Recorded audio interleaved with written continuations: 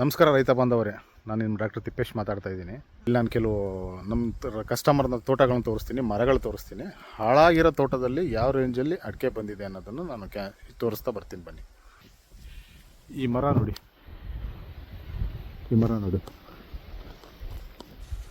Observe ಮಾಡಿ ಎಷ್ಟು ಅಡಿಕೆ ಇದೆ, ನೀವೇ ಅಬ್ಸರ್ವ್ ಮಾಡಿ. ಇದು ಯಾವುದೋ ಒಂದು ಫೋಟೋ ಶೇರ್ ಮಾಡ್ತಾ ಇರೋದಲ್ಲ, ಯಾವುದೋ ರೈತರದು ಫಿಸಿಕಲಿ ನಿಂತ್ಕೊಂಡು ನಿಮಗೆ ತೋರಿಸ್ತಾ ಇರೋದು. ಈ ಮರ ನೋಡಿ, ಬನ್ನಿ ಹಾಗೆ ತೋರಿಸ್ತೀನಿ ಬನ್ನಿ ನಿಮಗೆ. ಬನ್ನಿ, ಈ ಮರಗಳು ನೋಡಿ, ಒಂದೊಂದು ಕೊಯ್ಲಾಗಿದೆ ಇದರಲ್ಲಿ.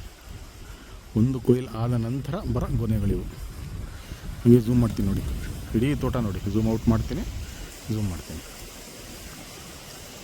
ನೋಡಿ.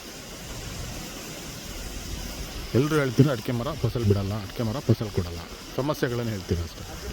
ಸಮಸ್ಯೆಗಳ ಸೊಲ್ಯೂಷನ್ಸ್ ಹೇಳಕ್ಕೆ ಹೋದರೆ ಕೇಳಕ್ಕೆ ರೆಡಿ ಇರೋದಿಲ್ಲ. ಇಂಥ ನೂರಾರು ಕಸ್ಟಮರ್ಸ್ ಕೊಡ್ತೀವಿ ನಾವು.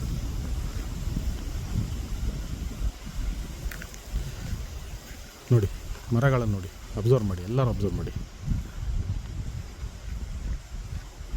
ಸಾವಯವ ಕೃಷಿಯಲ್ಲಿ ತನ್ನ ಅದರದ್ದೇ ಆದ ಒಂದು ಶಕ್ತಿ ಇದೆ.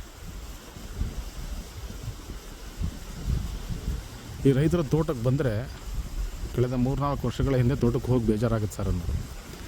ಇವತ್ತು ತೋಟಕ್ಕೆ ಬಂದರೆ ಮನೆ ಹೋಗಲ್ಲ. ಯಾವಾಗ ಫೋನ್ ಮಾಡಿದ್ರೆ ಎಲ್ಲಿದ್ದೀರಾ ಅಂದರೆ ತೋಟದಲ್ಲಿದ್ದೀವಿ ಸರ್ ಅಂತ ಹೇಳ್ತಾರೆ. ಈ ಥರ ನೂರಾರು ರೈತರಿದ್ದಾರೆ ನಮ್ಮ ಹತ್ರ. ತೋಟದಿಂದ ಹೊರಗಡೆ ಹೋಗೋದೇ ಇಲ್ಲ. ಹಾಳಾಗಿರೋ ತೋಟ ರಿಕವರಿ ಆಗಿರೋಂಥದ್ದು ಎಲ್ಲ ಮರಗಳು ನೋಡಿ. ನೀರಿನ ಸಮಸ್ಯೆ ಆದ್ರೂ ಬಂದಿರೋ ತೋಟಗಳಿವು.